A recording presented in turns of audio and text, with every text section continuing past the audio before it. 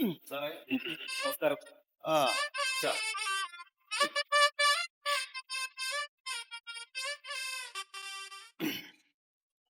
എന്തേ പോന്ന്?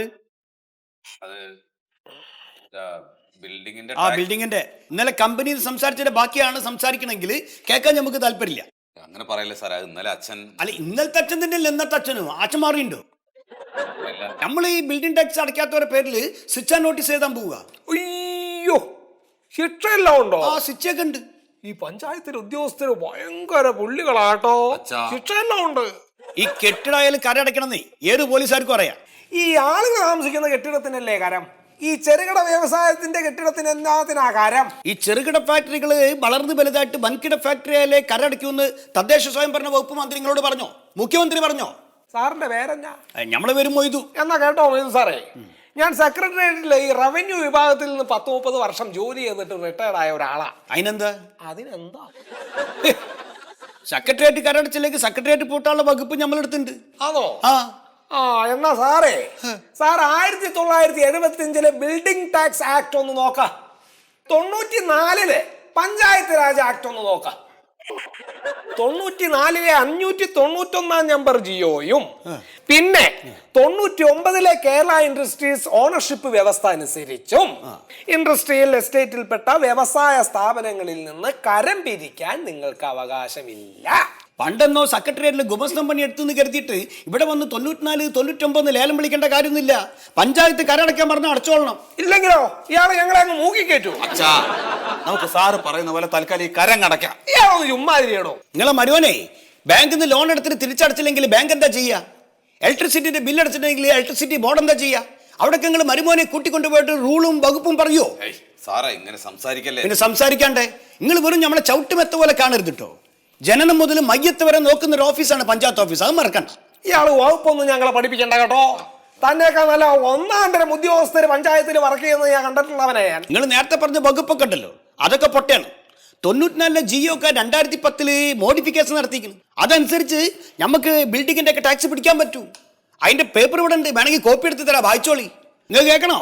നമ്മൾ പഞ്ചായത്തുകാര് വ്യവസായ പട്ടണത്തിന് വേണേ കരം പിടിക്കും, ബെൽറ്റ് ഇല്ലാത്ത പട്ടണം പിടിക്കും. അതിനുള്ള റൂൾസ് നമ്മുടെ കൈമിലുണ്ട്. അച്ഛാ, സാറ് പറയുന്നതാണ് എന്റെ ശരി. ആ പൈസ കൊടുക്കണം. ഇയാളൊന്ന് ചുമ്മാതിരിയടോ. ഒരു ഉണ്ടാക്കാൻ അറിയത്തില്ല, ചുമ്മാ അങ്ങനെ ഇറങ്ങിയിരിക്കുക ഫാക്ടറി തുടങ്ങാനായിട്ട്. കേട്ടോ ഇത് സാറേ, ആക്ട് വേറെ റൂള് വേറെ. ആക്ടിനെതിരെ റൂള് നടപ്പാക്കാൻ ഒക്കത്തില്ല. അങ്ങനെ നടത്തിയാൽ സാറ് വിടും. അപ്പൊ നമ്മള് അടച്ച കാരൊക്കെ നമുക്ക് തിരിച്ചു കിട്ടും. പിന്നെ കിട്ടാവേ, മേടിക്കും, പലിശ സഹിതം മേടിക്കും. ഇയാൾക്കൊരു സസ്പെൻഷനും മേടിച്ചു തരും കേട്ടോ. അത് സാറേ, അച്ഛൻ പറഞ്ഞതൊക്കെ ശരിയാണോ? അല്ല, അത് സത്യശീല ശരിയാണോ ചോദിച്ചാല് ശരിയാണ്. പിന്നെ എന്തിനാ സാറ് വന്നിട്ട് കരം പിരിച്ചത്? പിന്നെ കാശിന് വല്ല ബുദ്ധിമുട്ടും കാണും ഇല്ലയോ? അത് സാറ് ഇവിടെ കണക്ക് കൂട്ടി അങ്ങ് ഇരി കേട്ടോ. പണി പുറകെ അങ്ങ് തന്നേക്കാം. എണീടോ. ഫാക്ടറിയാന്നും പറഞ്ഞ് അങ്ങ് ഇറങ്ങിയിരിക്കുക. കയ്യിലെ കാശ് കൊണ്ടായി കളയാൻ. ഞാൻ അന്നേ പറഞ്ഞ 2 ഏക്കർ ഭൂമി മേടിച്ചാലും അല്ല കപ്പയും നട്ട് വാഴ ഇങ്ങോട്ട്. ഞാൻ കാശ് കൊണ്ട് കൊടുക്കാൻ നല്ല കാര്യം ഉണ്ടായിരുന്നു. പണി പോകുമോ? എല്ലാരും ലീവായത് നന്നായി. കേട്ടതൊറ്റയ്ക്ക.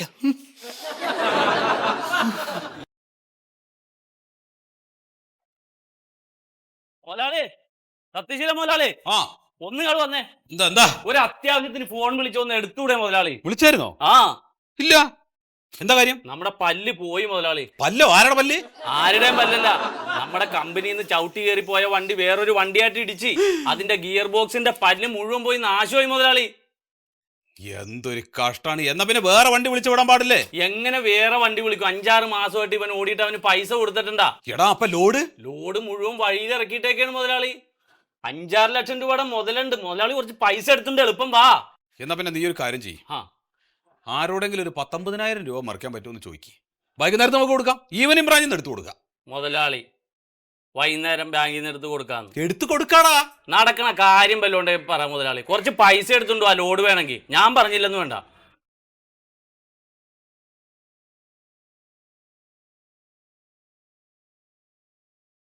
ഹലോ, അതെ, സത്യശീലൻ മുതലാളിയാണ്. അതെ, ഇന്ന് വൈകുന്നേരം ആകുമ്പോഴേക്കും നമുക്കൊരു 50,000 രൂപ മറിക്കാൻ. മുതലാളി, ഒരു സെക്കൻഡ്. ഇവിടെ ഒരാൾ കൂടെ വന്നിട്ടുണ്ട്, ഞാൻ ചോദിച്ചിട്ട് ഒന്നിച്ച് വിളിക്കാം. ആ എന്താ? ആരാ സത്യേട്ടാ ആദ്യം വന്നത്? അതൊരാള്. അപ്പൊ ഇതാരാ? ഇത് വേറൊരാള്. അതെ, ഞാൻ മണ്ടോതിരി, മുതലാളിയുടെ കമ്പനിയിലെ ജീവനക്കാരിയാ. ആ എന്താ പണ്ടു, എന്താ കാര്യം? എന്റെ മോളുടെ കല്യാണം. എവിടുന്നാ ചെക്കൻ? എന്താ ചെക്കൻ ജോലി? അതൊക്കെ കല്യാണം വിളിക്കാൻ വരുമ്പോ ഞാൻ പറയാം. അപ്പോ കല്യാണം വിളിക്കാൻ വന്നതല്ലേ? അല്ല, പിന്നെ ഞാൻ പരാതി കൊടുക്കാൻ പോണൂന്ന് പറയാൻ വേണ്ടി വന്നതാ. അയ്യോ, അതെന്തു പറ്റി? ആ ചെറുക്കിന് വേറെ ഭാര്യയും മക്കളും ഉണ്ടോ? ദേ, മുതലാളിയുടെ ഭാര്യ എന്ന് പറഞ്ഞ് തോന്നിയ ദിവസം പറഞ്ഞിട്ടല്ലോ, നിങ്ങളുടെ ഭർത്താവ് എന്നെ ചതിച്ചത്. എന്താണ്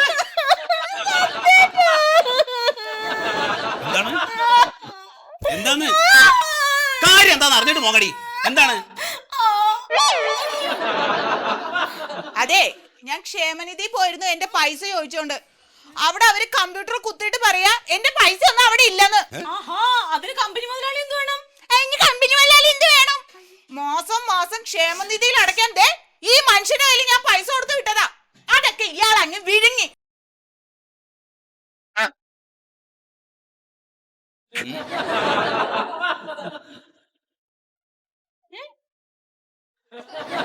അതെ, കഥകളി കളിക്കൊന്നും വേണ്ട. ഇന്ന് വൈകുന്നേരം 4 മണിക്ക് മുമ്പ് എന്റെ പൈസ അവിടെ കൊണ്ട് കൊടുത്തിട്ടില്ലെങ്കിൽ ഇയാള് വിവരം അറിയും. മണ്ടു, നിനക്ക് ഇതൊക്കെ ഇവിടെ തന്നെ വന്ന് പറയേണ്ട കാര്യം ഉണ്ടായിരുന്നു? ഞാൻ അങ്ങ് കമ്പനിയിലേക്ക് വരില്ലേ? അവിടുന്ന് എന്നോട് പറഞ്ഞാ പോരായിരുന്നോ? അതിന് കമ്പനിയിൽ ആരും ഇല്ല. ആരും ഇല്ലെന്നോ?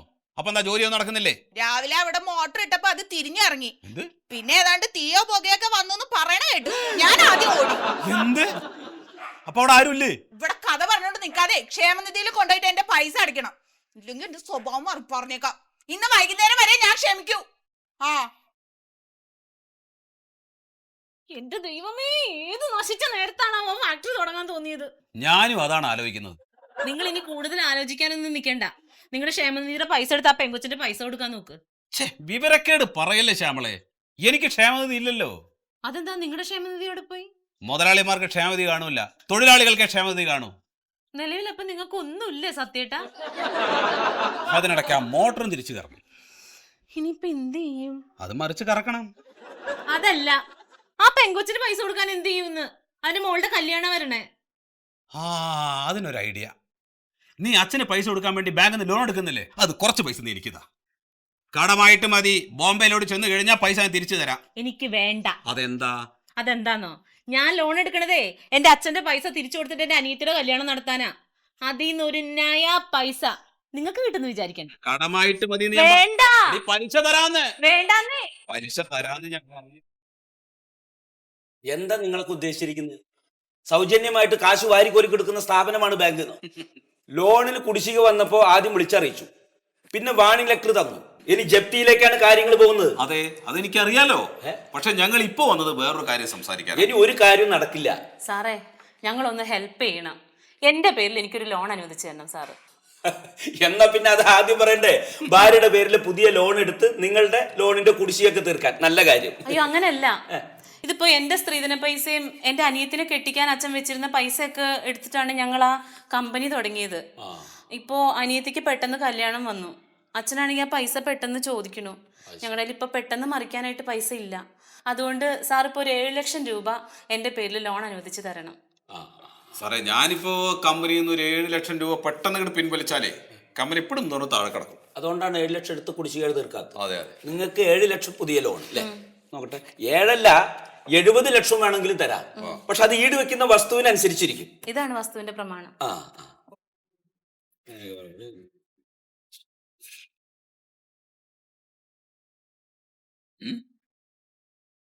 നിങ്ങൾ രണ്ടാളും കൂടിയിട്ട് എന്നെ ഫൂളാക്കി ഇറങ്ങിയിരിക്കുകയാണോ?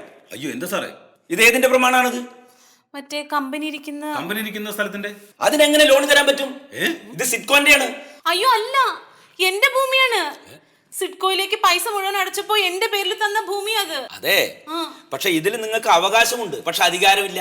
സാർ എന്തൊക്കെയാ പറയണേ? സാറിന് ഞങ്ങൾ പറയണമെന്ന് മനസ്സിലാവണില്ലേ? എന്റെ അച്ഛൻ തന്ന പൈസ മുഴുവൻ അടച്ചു കഴിഞ്ഞപ്പോ എന്റെ പേരിൽ അവരെഴുതി തന്ന ഭൂമിയാണത്. അവിടെ എനിക്ക് അധികാരമില്ല എന്ന് പറഞ്ഞാൽ അങ്ങനെ ശരിയാവും? അധികാരമുണ്ട്, ഫാക്ടറി നടത്താനുള്ള അധികാരം. അല്ലാതെ ആ ഭൂമിയിലെ ഒരു കപ്പമൂട് നടാനോ അല്ലെങ്കിൽ വാഴത്തൈ വെക്കാനോ വേലിപ്പത്തൽ മുറിക്കാനോ നിങ്ങൾക്ക് അവകാശമില്ല. എന്താണ് സാറേ ഇത്?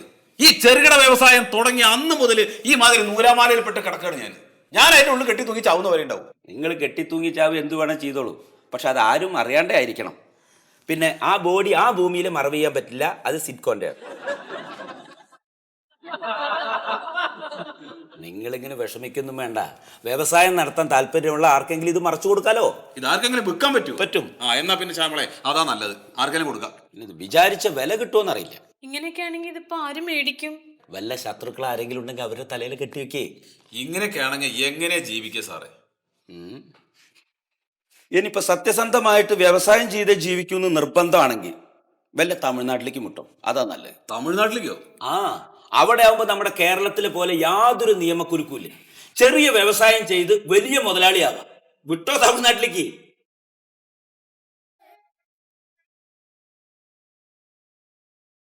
ഹായ് പ്രിയപ്പെട്ടവരെ, നമസ്കാരം. സലീമാണ്, മറിമായത്തിലെ പാരിജാതൻ. പ്രേക്ഷകരുടെ ഇഷ്ട പ്രോഗ്രാമായ മറിമായത്തിൻ്റെ തുടക്കം മുതൽ ഇന്നേ വരെയുള്ള എപ്പിസോഡുകൾ നിങ്ങൾക്കിനി മനോരമ മാക്സിൽ തീർത്തും സൗജന്യമായി കാണാം. എല്ലാവരും കാണുക, സപ്പോർട്ട് ചെയ്യുക. മറിമായം.